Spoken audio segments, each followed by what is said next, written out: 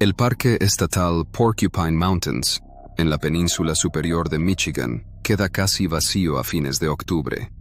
Jake reservó la cabaña 4 del Lago Espejo, 11 kilómetros selva adentro, sin electricidad ni agua y sin señal.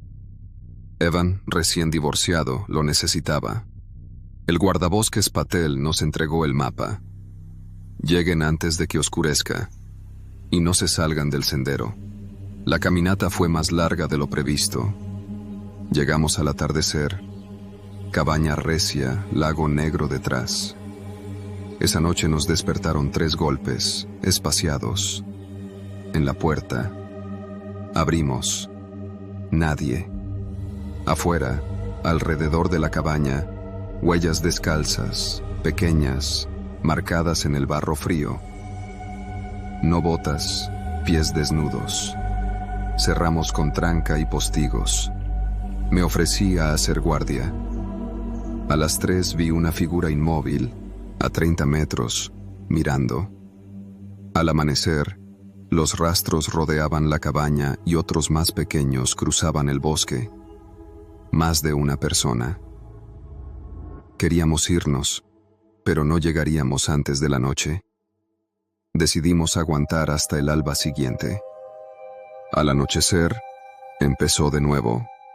Golpecitos rítmicos en las paredes, desde varios lados a la vez, como docenas de manos. Miré por una rendija, 3 figuras en el borde del claro, quietas.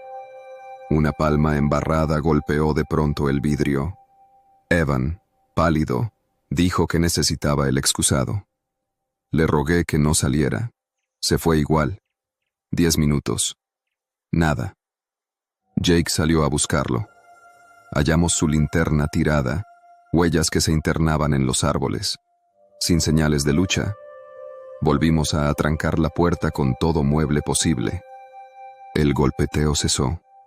Luego, un solo golpe en la puerta delantera, otro en la pared trasera. Abrí apenas el postigo. 3 sombras, esperando. Al amanecer ya estábamos listos para irnos. La madera del sendero parecía distinta. Faltaban los reflectantes de los árboles. Alguien los había arrancado. Nos guiamos por brújula, marcamos un tronco con una X. 15 minutos después, aparecía la misma X delante. Un círculo imposible. Nos lanzamos campo traviesa hacia el este, a la desesperada. Horas después caímos a una carretera de ripio. Un guardabosques en cuatriciclo nos recogió. Contamos que Evan había desaparecido. Nos llevó de regreso. La cabaña estaba normal. Detrás, a 20 metros, encontramos un claro pequeño con docenas de tótems hechos de palos y huesos, plumas atadas, figuras toscas. Una, mayor, con forma humana, llevaba jirones de tela. «Es el forro de la campera de Evan», susurró Jake. Llegaron más guardabosques.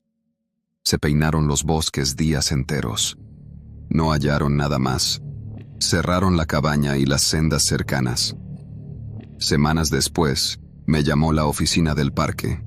Una cámara trampa olvidada había captado algo la noche en que Evan desapareció. La foto mostraba 3 figuras pálidas, demacradas, descalzas, de pie en triángulo, mirando directo a la puerta, humanos, y a la vez desconocidos. Nadie volvió a verlos. Evan nunca regresó.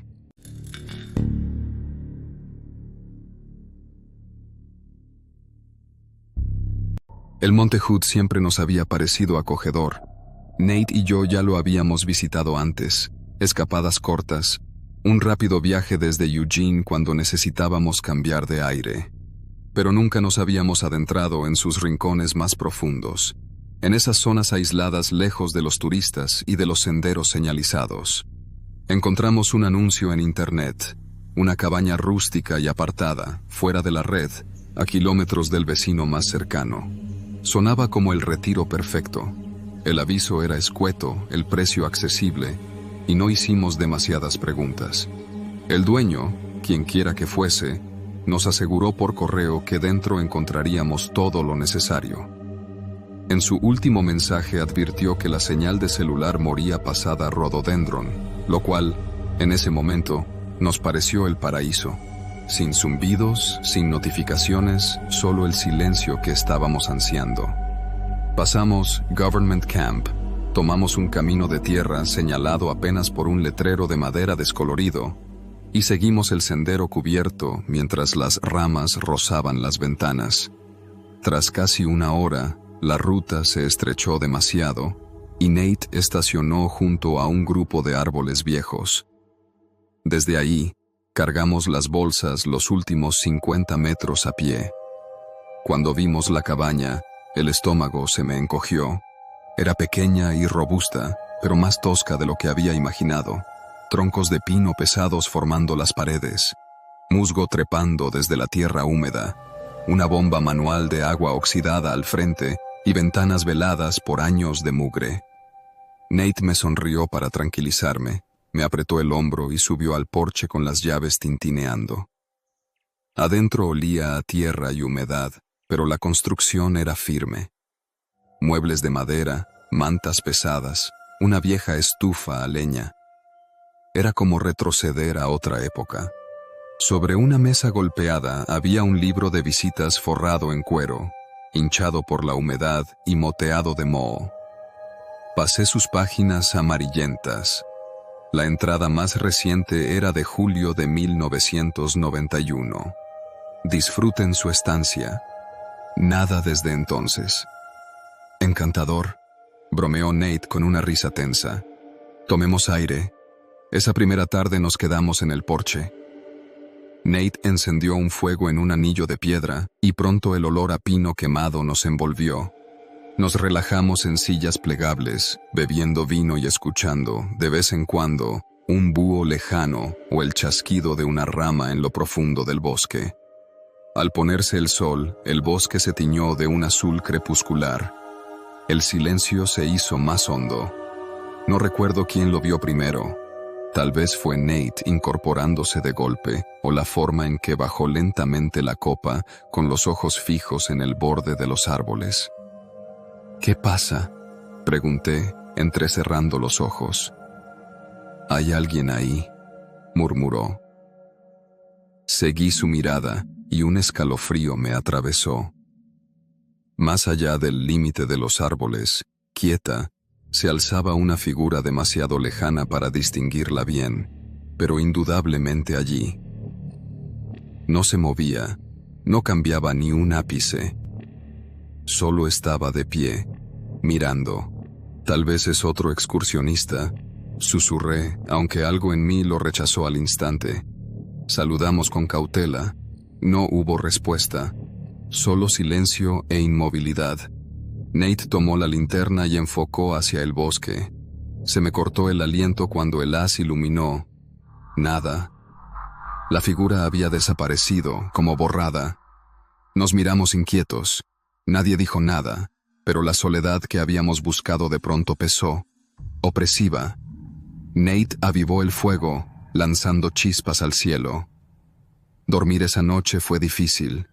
Cada crujido de la cabaña, cada roce entre las ramas me sobresaltaba. La respiración constante de Nate a mi lado fue mi único consuelo mientras me dormía y despertaba, preguntándome si habíamos cometido un error. A la mañana, la luz dio algo de calma. Hicimos café en la estufa y tratamos de reírnos de lo ocurrido.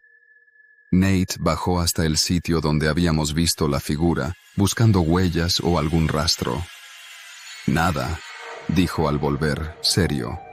No hay ni una pisada. Me aferré a la lógica. Estaba anocheciendo, las sombras engañan. Quizás fue un ciervo erguido de forma extraña, pero el recuerdo era nítido, obstinado. Pasamos la mañana caminando por los alrededores para despejar la mente. De regreso, notamos algo raro. Un trozo de alambre oxidado clavado torpemente en un árbol, como una vieja marca de lindero. Se perdía sin rumbo entre la maleza. No lo comentamos, pero vi a Nate mirarlo varias veces. Al caer otra vez el crepúsculo, La ansiedad me hormigueaba la piel. Encendimos el fuego más temprano, con la esperanza de mantener a raya lo que fuera que hubiésemos visto. Al alargarse las sombras, allí estaba de nuevo, más cerca, tal vez a 70 yardas, inmóvil, justo fuera de nuestro campo claro. Nate tomó los binoculares. Observé su rostro mientras enfocaba. Se le ensombreció la expresión. Me los tendió sin decir palabra. Con manos temblorosas, ajusté el enfoque hasta que la figura se definió, oscura, casi sin rasgos, pero mal. La postura, demasiado rígida. La ropa, oscura, como un uniforme viejo de guardabosques o fatigas gastadas. «¿Qué hacemos?», susurré. Nate me apretó la mano, sin apartar la vista. «No lo sé», dijo al fin, bajo. «Pero no estamos solos. Decidimos irnos al amanecer. Casi no dormimos, atormentados por la imagen del vigilante al borde de los árboles. Con la luz filtrándose entre el dosel, empaqué a toda prisa mientras Nate llevaba las cosas al auto. Hablamos poco. Salí al porche y vi a Nate inclinado sobre el motor, manos moviéndose rápido. «¿Qué pasa?», pregunté. Levantó la vista, pálido y sudoroso. «La batería está muerta». «¿Muerta? Estaba bien hace 2 días», negó con la cabeza, severo. «No fue un accidente. Los bornes están flojos. Alguien los aflojó, Becca. Una ola de miedo me arrasó. Era deliberado. Alguien no quería que nos fuéramos». Nate intentó reconectar, pero estaba descargada del todo. Sin señal, a kilómetros de cualquier ayuda, nos quedamos varados. «Caminaremos», dijo, forzando seguridad. «Si seguimos la carretera, llegaremos a la ruta». Asentí, aunque me inquietaba. Quedarnos era peor. Emprendimos el camino por la senda de tierra, en silencio, solo el crujido de la grava y nuestra respiración. Al cabo de 1 kilómetro, Nate se detuvo. «Mira». Un pequeño montón de agujas de pino, apiladas con precisión, estaban frescas. Caminamos más y encontramos otra pila, a intervalos regulares, cada 15 metros, exactamente. Un escalofrío. Alguien marcó el camino, susurré.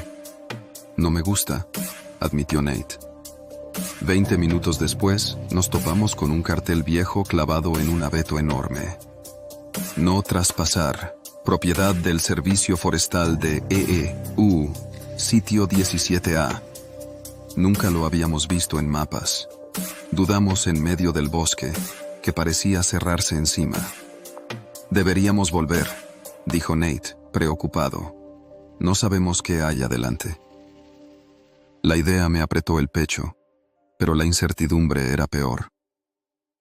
Regresamos a la cabaña. Al caer la tarde, la tensión se posó sobre nosotros como niebla. Atrancamos la puerta. Revisamos ventanas de pestillos endebles. Nate apiló muebles frente a la entrada. Miré por la ventana, incapaz de no hacerlo. Ahí estaba otra vez, a mitad del prado, más cerca que nunca, inmóvil y silencioso. «Nate», susurré, «está más cerca». Corrió la cortina, contuvo el aliento, la cerró de golpe. «Esto no está bien». Nos sentamos en el viejo sofá, los sentidos en punta. Cada golpecito en la pared parecía un martillazo. Tarde en la noche, casi dormida, me despertó un raspar. Nate se tensó, agarrándome el brazo. El raspar se volvió un arrastre lento, madera contra madera, como si apoyaran algo contra la pared exterior. Con cuidado. Nate se acercó a la ventana lateral y se quedó helado. Lo seguí. A la luz lunar, en la tierra bajo el marco, había huellas frescas y profundas, talones hundidos, alejándose de la cabaña. En el alféizar, encajada en la rendija, había una placa vieja y oxidada del servicio forestal. Nate la retiró con cuidado. El metal, corroído, pero inconfundible, era un mensaje o una amenaza. No dormimos más. Esperamos a la madrugada con la placa en el bolsillo de Nate, como una promesa de que aquello no había acabado. Al amanecer, decidimos irnos sin falta. El bosque estaba quieto, pesado. Caminamos rápido por la ruta de tierra, escaneando los árboles. El silencio era antinatural, un vacío donde debería haber vida. La oímos detrás, una ramita que se quiebra, luego pasos amortiguados, acompasados a los nuestros. Cada vez que nos deteníamos, cesaban. Cuando seguíamos, volvían, en sincronía. «Más rápido», dijo Nate. Echamos a correr ignorando las ramas que nos arañaban. Corrimos hasta el agotamiento. Nos detuvimos en un claro, jadeando. Nada a la vista, solo ese silencio espeso. Entonces, faros a lo lejos, sobre la carretera principal. Un vehículo blanco, oficial, con el logo del servicio forestal. Casi me flaquearon las piernas de alivio. Un guardabosques mayor, piel curtida, ojos cansados. ¿Perdidos? Sí, no, tartamudeó Nate. Alquilamos una cabaña por Lolo Pass Road. Alguien nos siguió. El guardabosques se puso rígido. ¿Una cabaña por Lolo Pass Road? Sí, rústica, sin electricidad. La reservamos online. Entrecerró los ojos hacia el bosque. Suban. Se presentó como el guardabosques Hank Redden. Le contamos todo. La figura al borde del claro, el sabotaje del auto, la placa en la ventana. Escuchó en silencio, la cara cada vez más grave. Al terminar, suspiró, negó con la cabeza. Esa cabaña no se alquila. No desde hace décadas. Se condenó oficialmente en el 92, tras un incidente. ¿Qué incidente?, preguntó Nate, con la voz rota. Redden sacó una carpeta gastada. Homicidio y suicidio. El guardabosques Mitchell Jenkins mató a una pareja que ocupaba ilegalmente y luego se disparó. La sellaron, abandonada. Abrió la carpeta. En una foto granulada en blanco y negro, un hombre con uniforme raído, postura rígida, el mismo porte, la misma silueta que habíamos visto. «Es él», susurró Nate. «Es exactamente lo que vimos». «Tuvieron suerte», dijo Redden, cerrando la carpeta. Nos llevó a la estación de guardabosques en Zigzag. Hicimos un informe. Nos escucharon con escepticismo cortés. Días después, ya en casa, recibí un mensaje de un número desconocido. Una foto granulada, tomada a través de la ventana de la cabaña. Nate y yo, de cerca. Debajo, una línea. Por fin pude verlos bien de cerca. Me quedé sin aire. Miré a Nate sabiendo que jamás habíamos escapado del todo de lo que nos esperaba en ese bosque.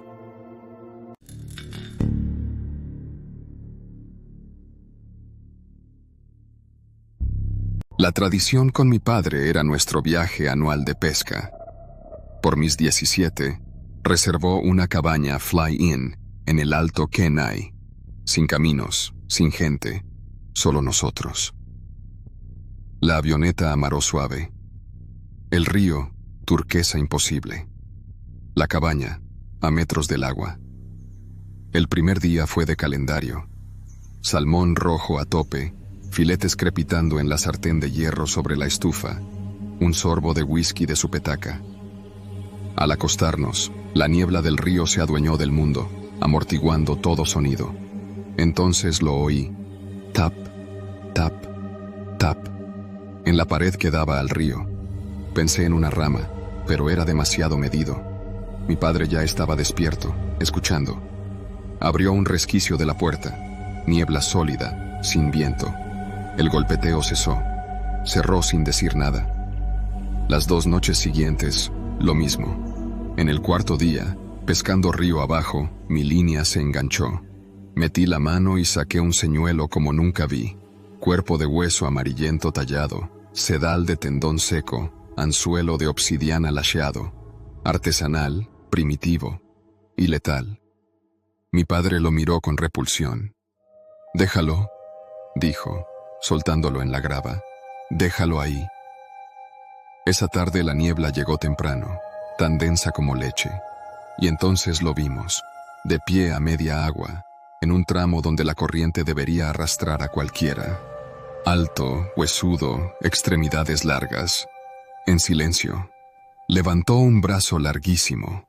Algo fliqueró en la muñeca y una línea, del color del tendón del señuelo, salió disparada, recta, con un silbido tenue. Clavó un salmón y lo cobró de inmediato. No lo aseguró. Su cabeza oblonga, sin rasgos, giró con suavidad antinatural hasta mirarnos en el porche. Sin ojos, sin boca, y sin embargo, la certeza de que nos veía y nos medía. Luego, se deshizo en la niebla. El hechizo se rompió. Mi padre cambió, del pescador al soldado. «Mark», dijo, helado, «adentro. Mochila de día, agua, fuego, raciones, brújula, nada más. La caña número». Atrancó la puerta con la barra de madera. Los golpes comenzaron, 3 martillazos en la puerta, luego en la pared trasera, luego en el techo, con una rapidez imposible. Desde el río llegó un clic gutural, como piedras chocando bajo el agua, que impregnó la cabaña. El cerrojo gemía bajo una presión inmensa. «Atrás», ordenó. Envolvió su mano en una manta y rompió el vidrio de la ventana trasera con el puño. «Fuera». «Ya». Silencio. Nos deslizamos al exterior. El asalto a la puerta retumbaba más claro. Mi padre cayó a mi lado en cuclillas, aún con la sartén como arma. Nos internamos entre árboles, manteniendo el sonido del río a la izquierda, río arriba. No corríamos, tropezábamos. Zarzas, troncos ocultos por musgo, raíces. A nuestra izquierda, el río marcaba el paso con chapoteos rítmicos, como si algo grande nos siguiera por el agua. A ratos, silencio. Nos quedábamos inmóviles, el corazón ensordeciendo. Volvía el chapoteo, a veces más cerca. El clic gutural reverberaba por la bruma. Al cabo de horas, llegamos a un claro pantanoso. El chapoteo se detuvo. Silencio total. Mi padre me tiró detrás de un tronco caído. Un olor a marea baja y pescado podrido se nos metió en la garganta. Un arrastre pesado se acercó desde la orilla, algo inmenso saliendo del agua, avanzando por la hojarasca con un slosh arrastre metódico. Pasó a menos de 10 metros. Yo apreté la cara contra la corteza, convencido de que una mano huesuda me tomaría la nuca. El arrastre se alejó, un último chapuzón, y el ritmo del río volvió a nuestra izquierda. Seguimos, a oscuras, hasta que el negro se diluyó en gris.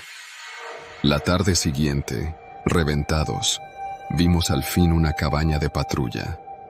El guardabosques, Bill Haskins, nos metió té caliente, mantas, paciencia. Mi padre relató todo con precisión. Yo asentía, temblando. Haskins no se rió. Fue a un estante y trajo un libro viejo. Una página mostraba un dibujo a lápiz. Una figura esquelética, extremidades largas, de pie en el agua. «He vivido 30 años en este río», dijo. «Los de Naina cuentan historias del Nantina, el hombre del río. No es un fantasma, es el espíritu del agua. Territorial, no le gusta la competencia, no se le hiere, se le evita. Ustedes pescaron donde no debían, Tuvieron suerte. Al irse, le mostraron respeto. Al día siguiente, llamó por radio. 2 pescadores retrasados, desorientados por la niebla. Los traigo. Nos protegió. El descenso en bote bajo un cielo limpio pareció una mentira hermosa. Sabíamos lo que escondía la niebla. En la avioneta a Anchorage, el zumbido del motor fue el sonido del mundo comprensible. Miré a mi padre. Ya no era solo papá. Era el hombre que rompió una ventana y me guió por la oscuridad. Nos miramos, y fue suficiente. Habíamos ido al borde del mapa y caído. Sobrevivimos a algo antiguo, tuvimos suerte, y ese vínculo ya no se rompe.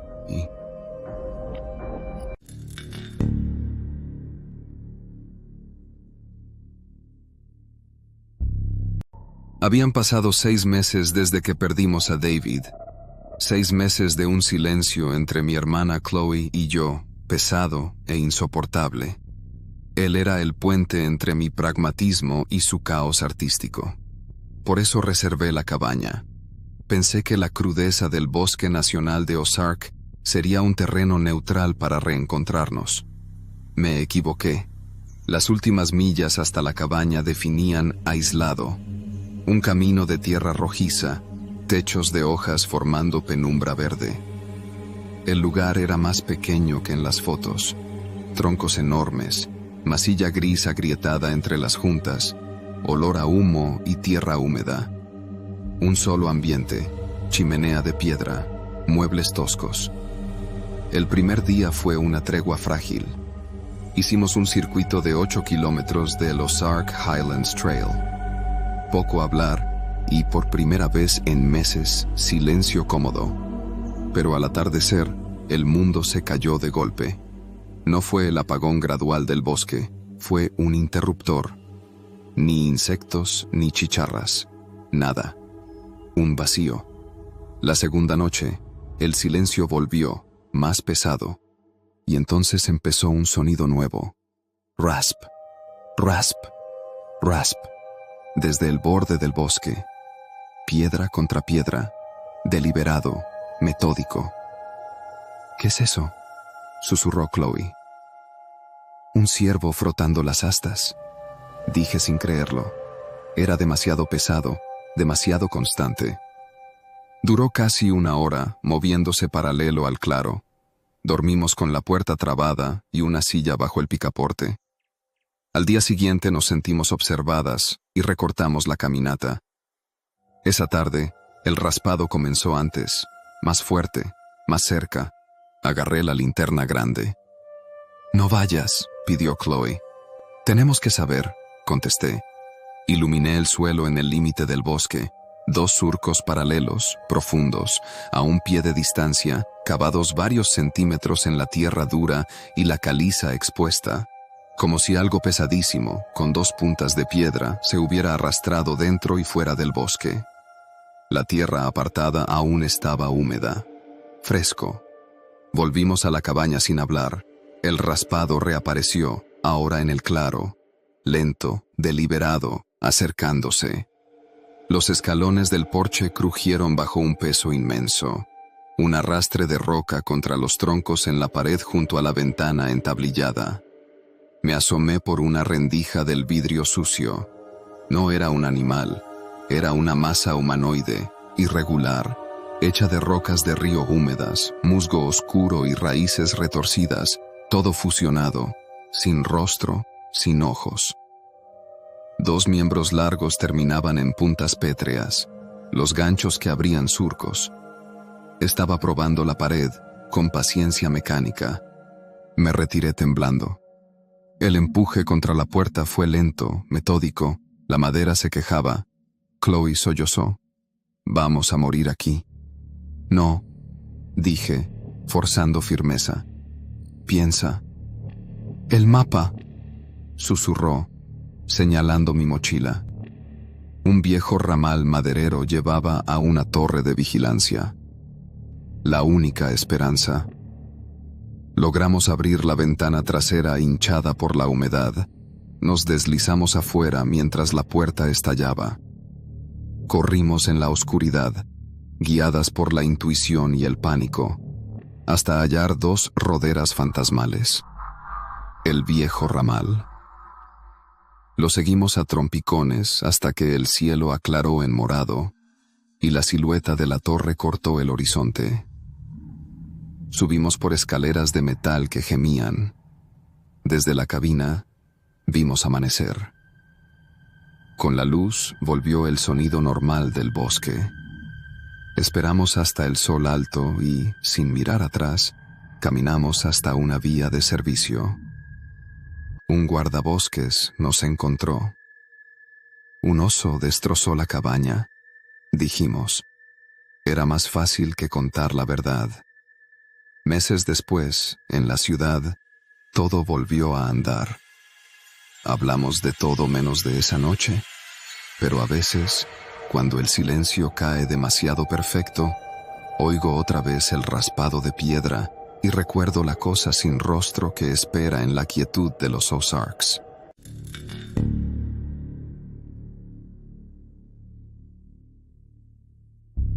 Elegimos Mazamitla porque todos hablaban de lo mismo. Cabañas entre pinos, chimeneas, niebla a la mañana, fotos bonitas con poncho y café. Era Semana Santa y el plan era desconectar. Éramos 6, yo, Álvaro, mi novia Sophie, mi hermana menor, Vane, y 3 amigos de la universidad, Diego, Lili y el Gordo, que de gordo ya no tenía nada, pero el apodo se quedó. Rentamos 2 cabañas gemelas dentro de un fraccionamiento rústico, a 15 minutos del centro. El anuncio decía que había caseta de entrada, vigilancia nocturna y que no hay fiesta, solo familias y parejas. Sonaba perfecto. Salimos de Guadalajara un jueves a mediodía.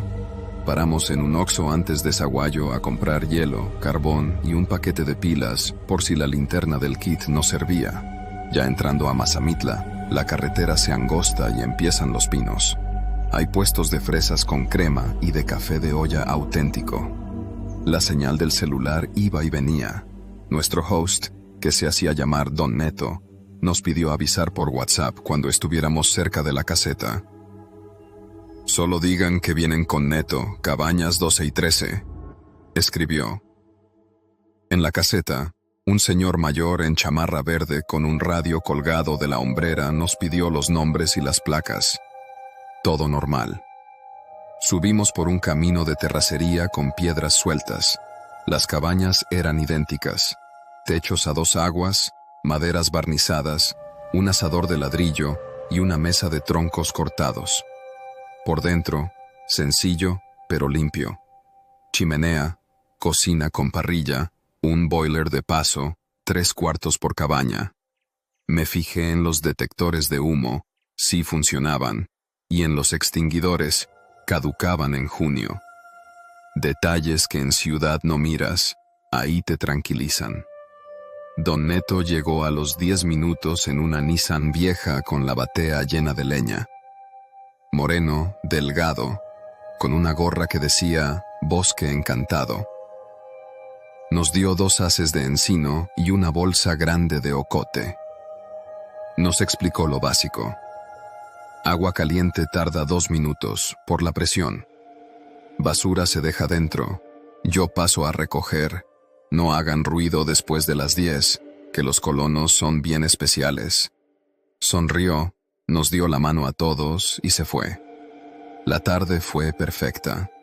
Armamos carne asada, música bajita, risas. A eso de las 8 empezó a bajar niebla desde el barranco. La iluminación del fraccionamiento era mínima. Una farola baja cada 50 metros y nada más. A las 9, Lili dijo que le parecía ver una luz parpadeante a través de los pinos de enfrente, como la de un dron, pero la perdimos entre la bruma. Nos entró sueño temprano por el frío y el cansancio del camino. Decidimos que los hombres dormíamos en la 12 y las chicas en la 13. Antes de separarnos, Sophie me pidió que revisara el seguro trasero por si las moscas.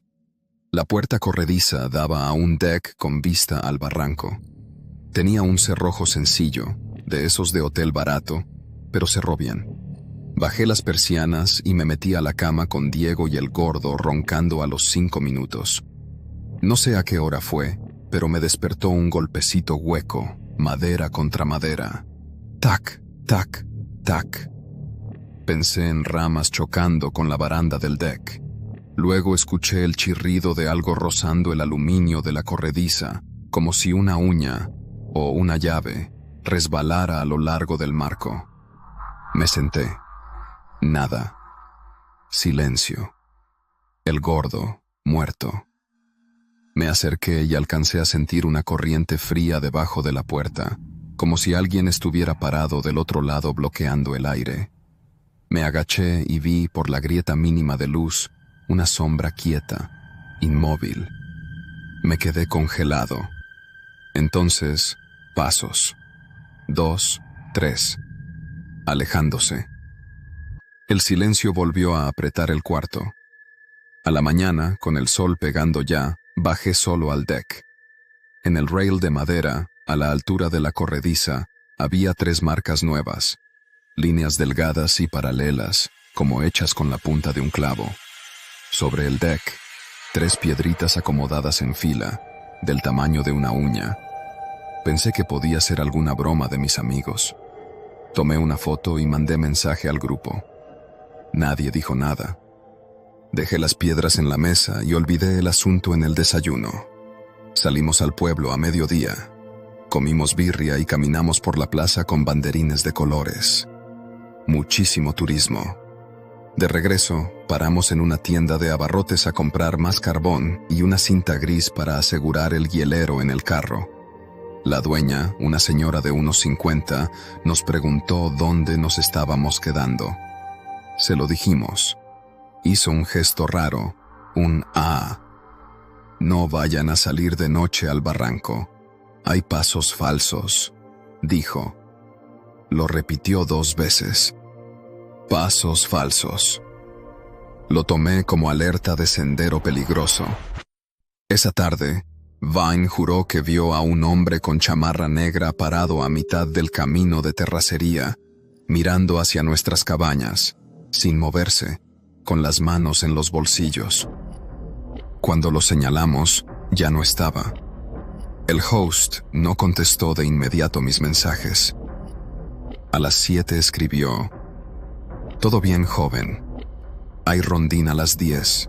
No se preocupen». La niebla cayó más temprano y más espesa. Hicimos café de olla y jugamos cartas. A las 10 en punto, se escuchó un motor encender a lo lejos, la luz de un pickup cruzando por el camino principal, y luego nada. Nos fuimos a dormir. La segunda noche fue peor. El tac-tac-tac regresó, ahora en ambas cabañas. El grupo explotó, mensajes corriendo entre las 2. ¿Escuchan eso? Sí. ¿Salimos? Ni loco.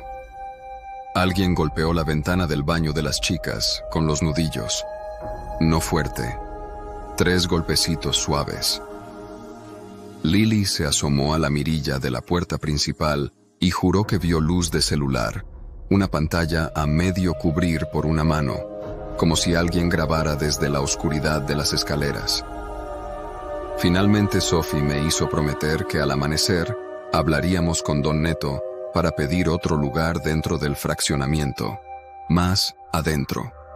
Dormimos a ratos. Soñé con pasos mojados en la sala. Amanecimos con el lado del conductor de la camioneta de Diego rociado con polvo fino, como de tierra cernida, y con la tapa de la gasolina abierta.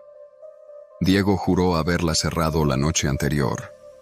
Debajo del parabrisas, entre el hule y el vidrio, había un papelito dobladísimo, un boleto viejo de estacionamiento del centro con la palabra «salida» en rojo. Por detrás, garabateado con tinta azul, un número, 2230. Nadie lo reconoció. Lo tiramos a la basura, nerviosos, medio riendo, medio no. Fui a la caseta con el boleto en la mano. El señor de la chamarra verde ya no estaba. Había otro, más joven, con una chamarra sin logo. Me dijo que el turno había cambiado y que el jefe salía hasta la tarde. Le pregunté por don Neto. «Anda por fuera», contestó. «¿Rondines nocturnos?» Sí, son 2 vueltas. El radio que llevaba estaba apagado. Bajé con la sensación pegajosa del engaño simple. A mediodía, ¿alistamos carne otra vez? Decidimos no prender la chimenea por la noche para no llamar la atención. Sophie, que no es paranoica, insistió en recoger antes y tener las mochilas listas por si nos queríamos ir de improviso. Vane pidió mover los carros, dejar uno de reversa hacia la salida, con las llaves puestas pero ocultas. Nos reímos, pero lo hicimos. Nadie bebió. Nos quedamos sobrios, como si inconscientemente aceptáramos que era turno. A las 9, la señal de todos cayó a una rayita y luego a 0. El Wi-Fi del fraccionamiento, que funcionaba a ratos, murió. A las 9:10 se fue la luz de las cabañas. No fue la zona.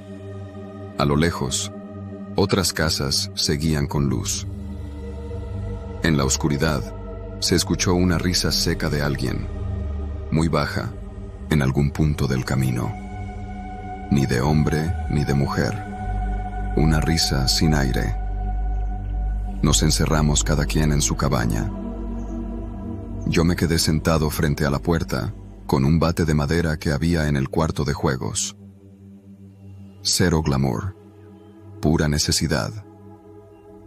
A las 9:30, pasos lentos sobre las gravas del estacionamiento, luego un resplandor azul como de teléfono recorriendo el ventanal. Sophie me apretó la mano. «No salgas». La luz se apagó. El tac-tac volvió contra la pared junto a la corrediza y después, otro sonido. Un clic, clic, clic, metálico en la chapa de la puerta principal. Un intento torpe con ganzúa o con un clip. Me levanté en silencio, puse el bat a un lado, agarré mi mochila y en un acto reflejo, pasé el seguro interior de cadena que casi no se ve. En ese instante, del otro lado, como si me escucharan, dejaron de mover la chapa. Silencio. Un aliento largo, nasal, pegado a la madera. Y luego, 3 pasos alejándose. El celular vibró con una sola rayita de señal que entró y se fue como una ola. «Chicos», era Lily. «Hay alguien parado frente a nuestra puerta. No se mueve. No toca. Solo está». Sophie respondió: «Quédense adentro. No hablen fuerte». Otra vibración. De Van. Acabo de ver 2 luces bajas moverse entre los pinos. No son coches. ¿Son linternas en el suelo? Nadie bromeó. Nadie contestó que seguro son Scout. Estábamos en algo que no sabíamos nombrar. A las 10 en punto, se encendieron de nuevo nuestras luces, como si alguien hubiera bajado y subido la pastilla. El Wi-Fi volvió. Los vigilantes del fraccionamiento pasaron en la Nissan, más despacio que la primera noche. No se detuvieron. Cuando la camioneta se perdió, otra vez silencio. A las 10:30 exactas, justo el número del papelito, tocaron. 3 golpes secos, claros. No eran esos golpecitos tímidos. Eran golpes de alguien que sabe que lo escuchan. «¿Quién es?», gritó Diego desde su cabaña. No respondieron. Otros 3 golpes, ahora en la nuestra. Sophie me vio con una mezcla de miedo y enojo. «Vámonos». Fue lo más lógico y lo más irracional al mismo tiempo. Ya no podíamos contar con que la siguiente noche se quedara en golpes. En 5 minutos teníamos mochilas, carteras, llaves, todo.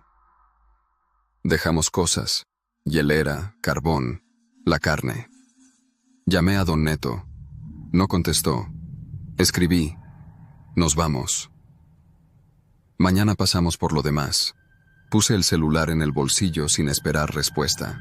Apagamos luces, cerramos a doble vuelta, subimos a los coches. Yo manejé el que estaba de reversa, Sophie al lado y Vane atrás. Los otros tres en el carro de Diego. Llegamos a la caseta, cerrada, literal, un candado cruzando la cadena, sin guardia. El intercom no servía. Diego se bajó a ver si la cadena alcanzaba a pasarse por arriba. Number. En el poste lateral, una hoja plastificada con la leyenda: por seguridad, cierre nocturno, emergencias 911. Marcamos, sin señal. Regresemos, buscamos otro camino, dijo Lily. Por la brecha de servicio de los tinacos, agregó el gordo, que había prestado atención al llegar. Dimos vuelta y tomamos un camino secundario que bordeaba los lotes. Tierra suelta, piedras grandes. A los 2 minutos, aparecieron 2 motos de cross sin placas en un cruce. Se detuvieron sin bloquear el paso, solo mirándonos dentro de los cascos. Apagaron luces. Las encendieron. Volvieron a apagarlas, 2 veces. Señales. No sé. Diego bajó la velocidad casi a 0. Yo también. Nadie hablaba. Las motos se abrieron hacia los lados, como invitándonos a avanzar. Lo hicimos. Cuando pasamos a su altura, sentí los ojos de los 2 sobre mí, detrás del visor oscuro. No se movieron. En el retrovisor vi cómo, una vez que pasamos, se cerraron detrás de nosotros y se quedaron ahí, inmóviles, sin seguirnos. Era peor que si nos persiguieran. La brecha de los tinacos no era tan obvia. La encontramos de milagro. Un camino más estrecho que se metía al monte. Al fondo, un tanque elevado pintado de blanco. Cerca, una malla ciclónica baja con un tramo caído. Juntamos valor y pasamos por ahí. Nos metimos al claro que daba detrás de unas casas habitadas. Luces encendidas, perros ladrando. Era como cruzar de un mundo al otro. Ahí sí había gente. Ahí sí la risa sonaba a risa. Salimos a una calle empedrada y finalmente al libramiento. Manejamos sin hablar hasta la gasolinera más cercana, todavía en Mazamitla. Ahí por fin los celulares agarraron. Llamé a la caseta del fraccionamiento. El número venía en el contrato. Nadie respondió. Llamé a don Neto. Contestó a la tercera. Le conté lo básico. Mudo. Cuando terminé, dijo solo: yo no estuve anoche. Lo siento. Si quieren, mañana temprano voy a cerrar las cabañas y recojo sus cosas. Accedimos. Nos pidió que no metiéramos denuncia para no perjudicar al fraccionamiento. Colgué con esa frase en la cabeza como una astilla. Nos fuimos esa misma noche a Guadalajara. Dormimos poco. Al día siguiente, don Neto mandó fotos, mochilas, la hielera, todo arriba de la mesa. Pasen cuando gusten, escribió. Diego y yo regresamos al mediodía, solos. En la caseta, el señor de la chamarra verde sí estaba. Sonrió como si nada. ¿Todo bien con su estancia? Firmamos salida y subimos. Las cabañas olían a humo viejo. Todo estaba en su lugar, salvo un detalle que me agarró el estómago. Las 3 piedritas que yo había puesto sobre la mesa del deck, alineadas, ahora estaban dentro, en la barra de la cocina, acomodadas exactamente igual. Me llevé las piedras. No sé por qué. Pasaron 2 semanas. Sophie me pidió que dejáramos ese tema. Vane se reía de nervios cada vez que alguien decía Mazamitla. Una noche, alrededor de las 11, me llegó un video por WhatsApp de un número desconocido. Era de noche. Se veía la fachada de la cabaña 12, la nuestra. La cámara temblaba apenas desde la altura de un pecho. Se acercaba, sin prisa. La imagen se detenía frente a la corrediza. 1 segundo. 2, 3.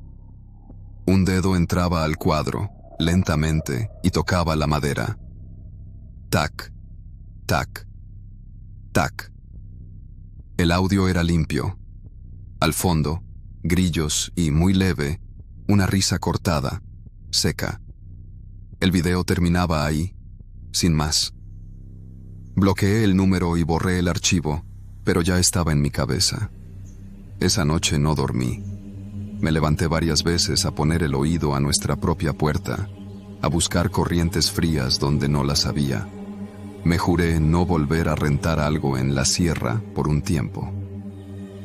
Mes y medio después, un amigo de un amigo que trabaja en Protección Civil de Mazamitla me dijo, medio en confianza y medio en advertencia, que ese fraccionamiento tenía reportes viejos de incidentes menores, carros con gasolina ordeñada, clientes que decían ver luces en el monte, golpes a las puertas, nada que escalara a nota roja, cosas sin denuncia.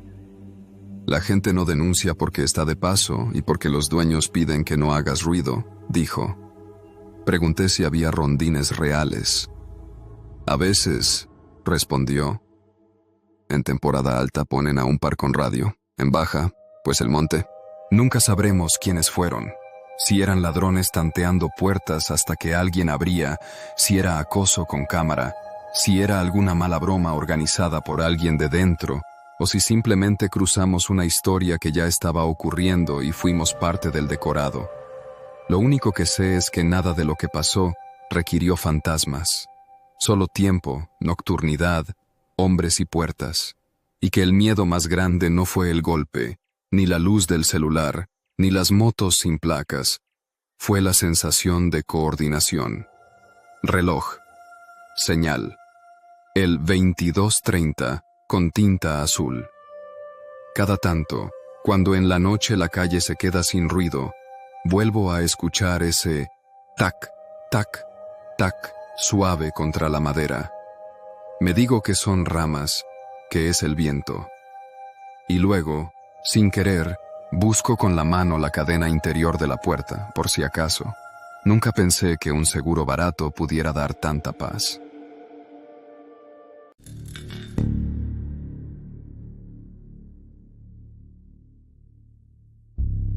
A Sofía le encantaban los planes distintos, y yo quería sorprenderla. No quise un restaurante ni un cine. Reservé una cabaña en la sierra, cerca de Rascafría, para pasar una noche romántica en plena naturaleza. El anuncio decía, ideal para parejas, aislada, chimenea incluida, con vistas al valle. Las fotos eran preciosas. Velas, madera pulida, un balcón al bosque. Imaginaba vino, mantas, música suave, todo perfecto. Llegamos un viernes al atardecer. El camino desde el pueblo era de tierra, apenas marcado. A los costados, pinos altísimos y un aire helado que cortaba la piel. El GPS perdió la señal a medio trayecto. Seguimos con las indicaciones que el dueño había dejado por correo. Pasar el puente de piedra, luego un desvío estrecho a la izquierda. La cabaña no tiene vecinos cerca. No se preocupen, todo es seguro. La encontramos tras 1 kilómetro de curvas, pequeña, con techo empinado y paredes de madera oscura. El lugar parecía sacado de una postal. Abrimos con la llave que nos habían dejado en una cajita de seguridad bajo el porche. Adentro olía a humedad y a madera vieja. Había velas por todos lados, un par de botellas de vino sobre la mesa y una chimenea ya preparada, como si alguien hubiera dejado todo listo. Encendimos la chimenea y cenamos pan, queso y jamón que llevábamos. Sofía se acurrucó bajo una manta, riéndose, diciendo que aquello parecía demasiado de película. La electricidad funcionaba a medias. Algunas bombillas parpadeaban y otras no encendían. No le dimos importancia. El ambiente con velas era hasta mejor. Hacia las 11, mientras hablábamos en el sofá, Sofía se puso seria. ¿Has escuchado eso?, preguntó. Apagué la música del móvil. Silencio. Y luego, débil pero claro. Crujidos afuera, pasos lentos sobre la grava húmeda. Me asomé por la ventana lateral, pero la niebla se había espesado y no se distinguía nada. «Debe ser un ciervo», le dije, aunque yo mismo dudaba. Pasó un rato. Justo cuando Sofía parecía relajarse, golpearon la ventana. Un toc-toc suave, con los nudillos. Ella se encogió y yo salté de pie. Salí con la linterna en la mano, recorriendo el perímetro. Nada, solo niebla y árboles. Ni huellas, ni ruidos, nada. Al volver a entrar, Sofía me señaló la mesa. Las velas que habíamos dejado encendidas ahora estaban apagadas. Yo había cerrado la puerta con llave, estaba seguro. Revisé. Seguía cerrada desde dentro. Decidimos irnos a la cama, tratando de ignorar lo ocurrido. Cerré todas las persianas y aseguré la puerta. El colchón era frío, pero Sofía se durmió abrazada a mí. Yo tardé. A las 3 de la madrugada desperté de golpe. Escuché respiración, pero no era la de Sofía. Venía de la sala.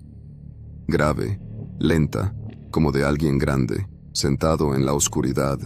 Me armé de valor, agarré la linterna y avancé. El haz iluminó la mesa. Sobre ella, 3 piedras alineadas que antes no estaban. La respiración cesó. Tragué saliva, apagué la linterna y volví al cuarto sin contarle nada a Sofía. No dormí más. Al amanecer, quise salir antes de que ella notara mi nerviosismo. Abrí la puerta del porche y vi algo que me heló. En la tierra húmeda, justo frente a la entrada, había huellas de botas profundas. Una hilera que venía desde el bosque y se detenía frente a la puerta. No había vuelta, no había continuación, como si la persona hubiera entrado, pero nunca salido. Metí a Sofía en el coche sin explicaciones. Conduje rápido de regreso al pueblo, con las manos temblando en el volante. Ella preguntaba una y otra vez qué pasaba. Solo le dije la verdad a medias, que alguien había estado allí. Nunca supimos quién ni cómo. El dueño negó todo cuando le escribí. «Imposible. Nadie más tiene acceso», me contestó. Pero yo aún siento, cuando pienso en esa noche, el sonido de esa respiración grave acompañándonos en lo que debía ser una cita romántica.